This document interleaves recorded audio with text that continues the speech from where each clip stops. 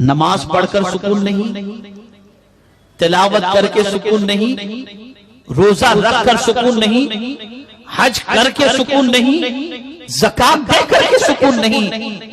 وجہ کیا ہے؟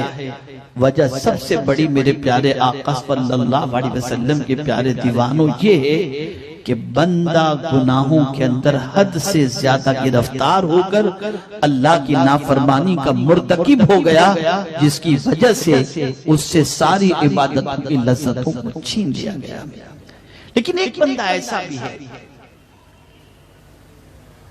کہ جب وہ راستے میں نکلتا ہے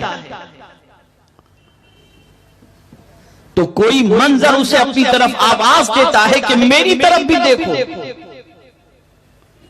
لیکن اس بندے کے دل سے آواز آتی ہے تیرے رب نے نگاہوں کو نیچی کرنے کا حکم دیا، اسے دیکھنا حرام ہے، نگاہ کو جھکا لے۔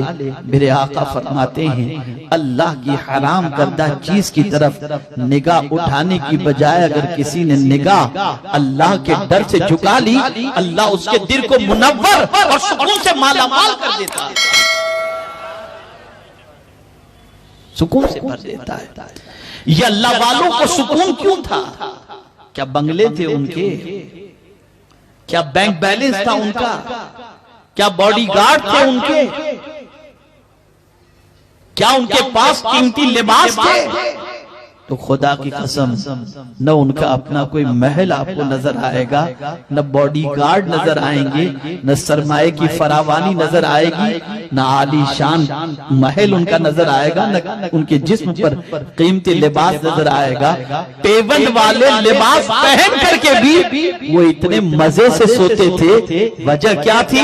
وجہ سب سے بڑی یہ تھی کہ وہ اپنے وجود کو گناہوں سے بچاتے تھے، گناہوں سے بچاتے تھے۔ آپ جانیں اللہ عز و جل نے اور اس کے پیارے حبیب صلی اللہ علیہ وسلم نے گناہوں سے بچنے کا حکم دیا۔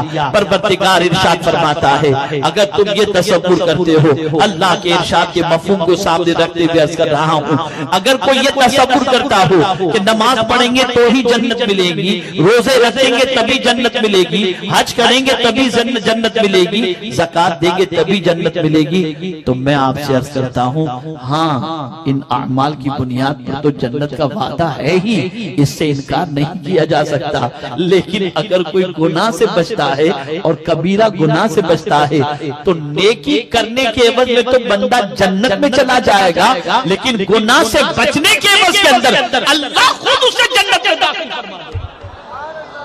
وَنُدْخِلْكُمْ مُدْخَلًا كَرِيمًا، عزت والے گھر میں ہم اسے داخل کریں گے، یعنی قدرت اسے داخل کرے، مولا اسے داخل فرمائے گا۔ آپ اندازہ لگائیں، یہی وجہ ہے کہ اللہ والوں کی زندگی کا جائزہ لیا جائے تو وہ چھوٹے سے چھوٹے گناہ سے بھی بچتے نظر آتے ہیں، چھوٹے سے چھوٹے گناہ سے بھی بچتے نظر آتے اور اپنے دامن کو روکتے نظر آتے۔ گناہ کر کے کوئی سرخرو نہیں ہوا، گناہ کر کے کوئی باعزت نہیں ہوا، گناہ کر کے کسی کو شہرت نہیں ملی، گناہ کر کے کسی کو عزت نہیں ملی، گناہ کر کے کسی کو وقار نہیں ملا۔ اگر آپ نے کہا کوئی شخص یہ تصور کرے، فلمی ہیرو کا اسٹیٹس دیکھیں، ان کے ماننے والوں کی زندگی دیکھیں، ان کے فینس کی زندگی دیکھیں، تو یاد رکھیں رسول اعظم صلی اللہ علیہ وسلم نے فرما دیا دنیا مومن کے لیے قید خانہ ہے، ان آواروں کا انجام تو قیامت کو دیکھا جائے گا۔ مومنوں کو تو پروردگار نے آخرت میں سب کچھ دینا ہے، اسے جنت میں سب کچھ عطا کیا جائے گا، جنت کی بہاریں عطا کی جائیں گی۔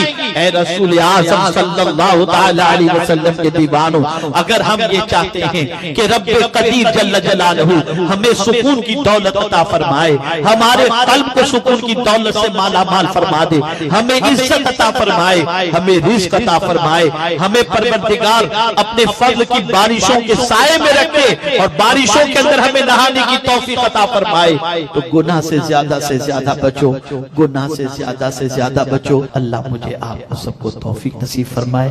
وَمَا عَلَيْنَا إِلَّا الْبَلَاغُ الْمُبِينُ۔